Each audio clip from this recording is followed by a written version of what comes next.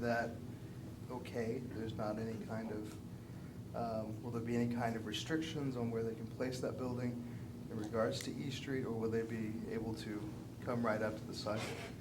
I think it depends on exactly what the parcel's zoned, not to put Joanne on the spot, but, you know, we have had the rezoning conversations for the corridors, so. Well, the city does have commercial design standards that encourage the building to be close to the front. However, they also require a landscape strip, so it's possible that the building will come, it won't be immediately adjacent or behind the sidewalk. There would be some vegetation in between. Okay, perfect, that's what I wanted to know. Go ahead. Jennifer? No, that's right, Rod had his hand up. If we do this work in advance, can we have latecomer fees, so that if somebody? That'd be nice, wouldn't it? Well, everybody else gets to do it, how come the city doesn't get to?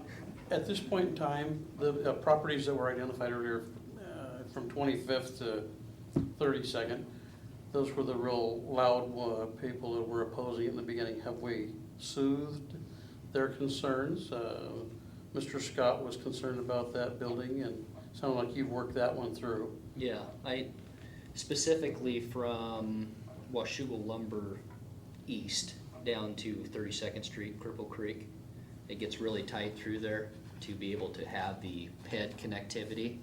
But, yeah, we've come to terms on the parcels in which we need to either add right-of-way and or slope easement. I haven't spoke to Mr. Scott for a while, but yeah, we have been moving forward. There's been conversation with our right-of-way agent, Universal Field Services, and the parcel owners, and I haven't gotten any specific feedback. Usually when a parcel owner isn't happy, I usually get a call pretty quick. Well, we also have, appears we won't be utilizing any condemnation action for any of the properties either, so.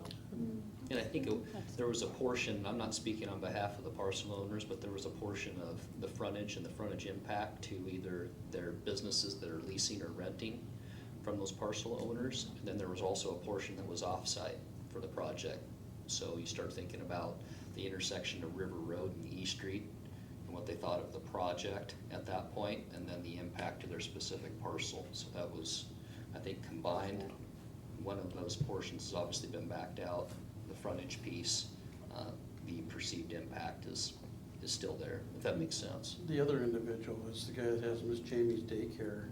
Personally, I'm sick and tired of his approach to council over this issue.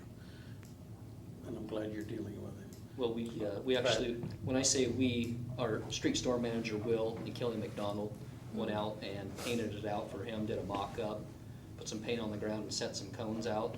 Because I think in looking at the strip maps, and you see existing right-of-way, especially on that stretch, we have significant right-of-way on the north side of East Street.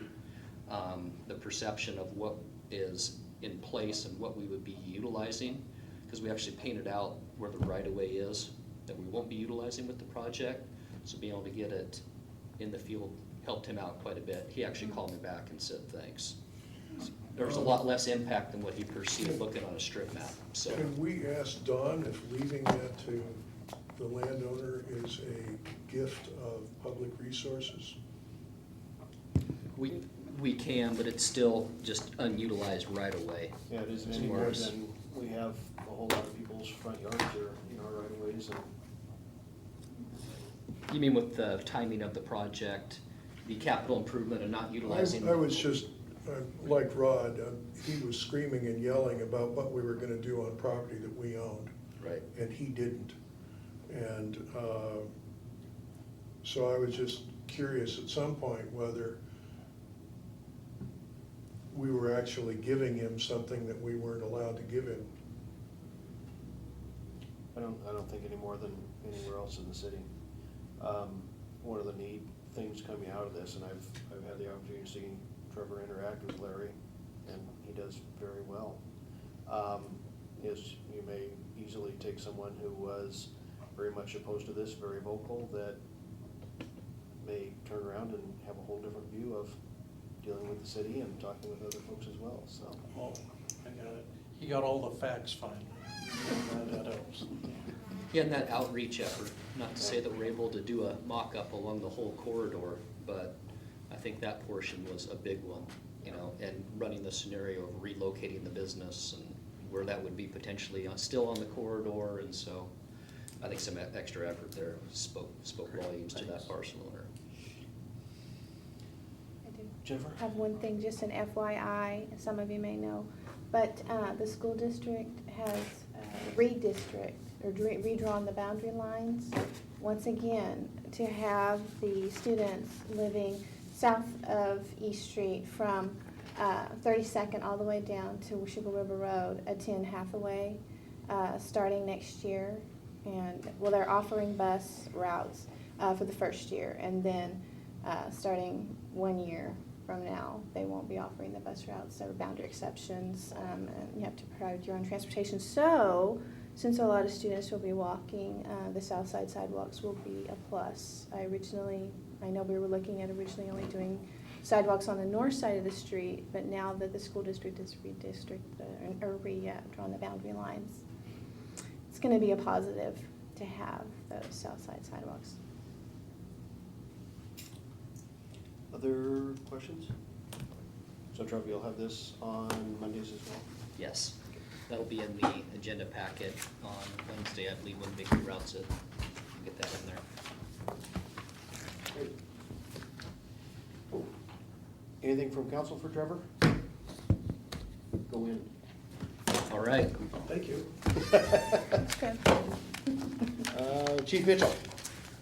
Okey-doke.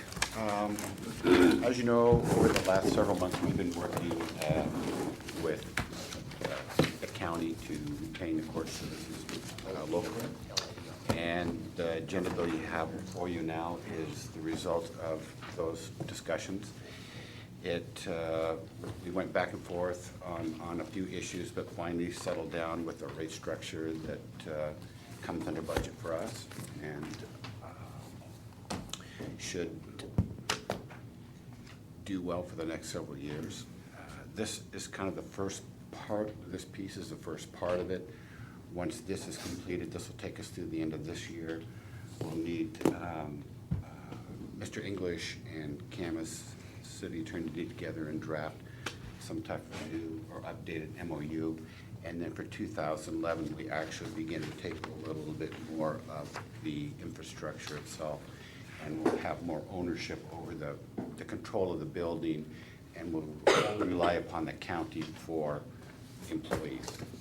So what it calls for now is the court will be staffed 5 days a week, but only open to the public Tuesdays and Thursdays. Court will still be on Thursdays, so it's pretty much the way it's been, but just only open 2 days. And I think that's about it, unless you have any questions. Yes. I do. Should we expect another agenda bill or a budget amendment for Washougal's fractional share of the fixed amount? No, there'd be. That's currently budgeted? It's currently budgeted. Okay. We're budgeted $110,000. Okay. So we're still well within our budget. Okay, and another thing, and it's just a confusion here. The recommended actions is for the mayor to sign the interlocal agreement with Clark County District Court. And I noticed on It the says city agreement, it says city administrator. Yeah. Sorry, I just wanted to point No, that out. I so know we can get that's it because, fixed. yeah, we'll get that right. Questions on the interlocal?